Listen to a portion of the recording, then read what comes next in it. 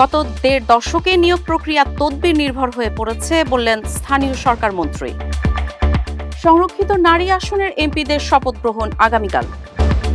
সারা দেশের থানাগুলোকে দালাল মুক্ত করার নির্দেশ স্বরাষ্ট্রমন্ত্রীর। ইসরায়েলের হয়ে গুপ্তচর বৃত্তি, ইরানে 2 জনের মৃত্যুদণ্ড কার্যকর।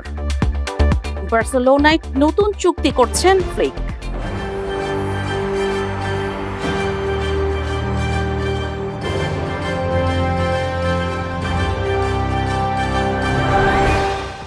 দর্শক, আমন্ত্রণ জানাচ্ছি নাগরিক প্রতিদিন নিউজরুম ইনসাইট থেকে। সঙ্গে আছি কাজী ইশরা জাহান দৃষ্টি। এতক্ষণ শুনছিলেন সংবাদ শিরোনাম, এবার জানিয়ে দিব বিস্তারিত। গত 15 বছরে সব নিয়োগ তদবির নির্ভর হয়ে পড়েছে। সেই সঙ্গে পতিত স্বৈরাচার সরকার সব প্রক্রিয়াও নষ্ট করে দিয়েছে বলে মন্তব্য করেছেন স্থানীয় সরকার, পল্লী উন্নয়ন ও সমবায় মন্ত্রী মির্জা ফখরুল ইসলাম আলমগীর। শনিবার রাজধানীর শেরে বাংলা কৃষি বিশ্ববিদ্যালয়ে এক স্মরণ সভায় তিনি কথা বলেন। মন্ত্রী বলেন, মেধা ও যোগ্যতা ছাড়া দেশ এগিয়ে যেতে পারে না। বিশ্ববিদ্যালয়ে দলবাজি না করার অনুরোধ করেন তিনি। এ সময় মেধাবী ও যোগ্যদের শিক্ষক নিয়োগ করার কথাও বলেন তিনি। ছাত্র রাজনীতিতে মেধাবীদের যুক্ত করার আহ্বান জানান মির্জা ফখরুল। জিয়া পরিষদ প্রসঙ্গে মির্জা ফখরুল বলেন, এটি বিএনপির কোনো অঙ্গ সংগঠন নয়, বরং জিয়াউর রহমানের জীবন ও কর্মকে কেন্দ্র করে গঠিত একটি গবেষণামূলক প্ল্যাটফর্ম। ত্রয়োদশ জাতীয় সংসদের সংরক্ষিত নারী আসনের সংসদ সদস্যদের শপথ গ্রহণ আগামীকাল অনুষ্ঠিত হবে বলে জানিয়েছেন জাতীয় সংসদ সচিবালয়। শনিবার সংসদ সচিবালয়ের লেজিসলেটিভ সাপোর্ট উইং থেকে জানানো হয়, আগামীকাল রোববার সংসদ ভবনের পূর্ব ব্লকের নিচতলায় এই শপথ গ্রহণ অনুষ্ঠিত হবে। এর আগে গত বৃহস্পতিবার 49 জন নির্বাচিত নারী সংসদ সদস্যের গেজেট প্রকাশ করে নির্বাচন কমিশন। নির্বাচিত সদস্যদের মধ্যে বিএনপি ও জোট থেকে ছিলেন 36 জন, 12 জন ছিলেন জামায়াত জোট থেকে এবং 6 স্বতন্ত্র সংসদ সদস্যদের জোট থেকে ছিলেন 1 জন সংসদ সদস্য। রাজধানী ঢাকা সহ দেশের সব থানাকে দালাল মুক্ত করার নির্দেশ দিয়েছেন স্বরাষ্ট্রমন্ত্রী সালাউদ্দিন আহমেদ। শনিবার দুপুরে রমনা মডেল থানা পরিদর্শনকালে পুলিশের ঊর্ধ্বতন কর্মকর্তা ও সংশ্লিষ্টদের তিনি এই নির্দেশ দেন।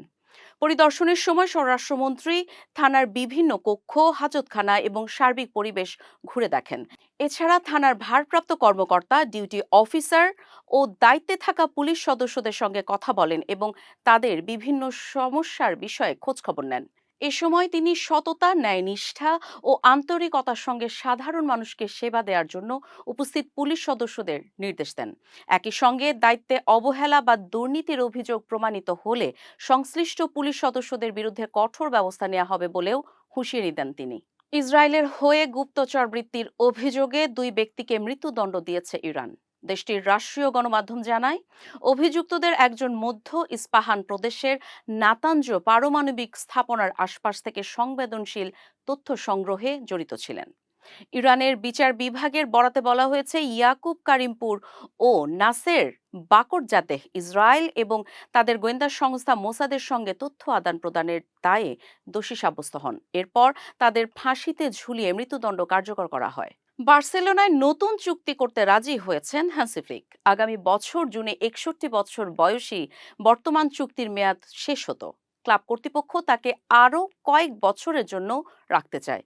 মুন্দো দেপোর্তিভো এর প্রতিবেদন অনুযায়ী 2028 সাল পর্যন্ত নতুন চুক্তির ব্যাপারে সম্মতি দিয়েছেন ফ্লিক। আরও 1 বছর সেটি বাড়ানোর সুযোগ রাখা হয়েছে। বার্সা প্রেসিডেন্ট হোয়ান লাপোর্তা দীর্ঘমেয়াদী চুক্তি করতে চেয়েছিলেন, কিন্তু জার্মান কোচ স্বল্প মেয়াদে চুক্তির ব্যাপারে আগ্রহী। 2024 সালের গ্রীষ্মে কোচ হিসেবে বার্সায় যোগ দেন ফ্লিক। প্রথম মৌসুমেই জাদু দেখান। ঐতিহাসিক ঘরোয়া ট্রেবল জেতে বার্সা, লা লিগা, কোপা দেল রে ও স্প্যানিশ সুপার কাপের ট্রফি ঘরে তোলে তারা। দর্শক, এই ছিল নাগরিক প্রতিদিন নিউজরুম ইনসাইট থেকে সর্বশেষ। পরবর্তী সংবাদ দেখার আমন্ত্রণ জানিয়ে বিদায় নিচ্ছি। সে পর্যন্ত ভালো থাকুন, সুস্থ থাকুন।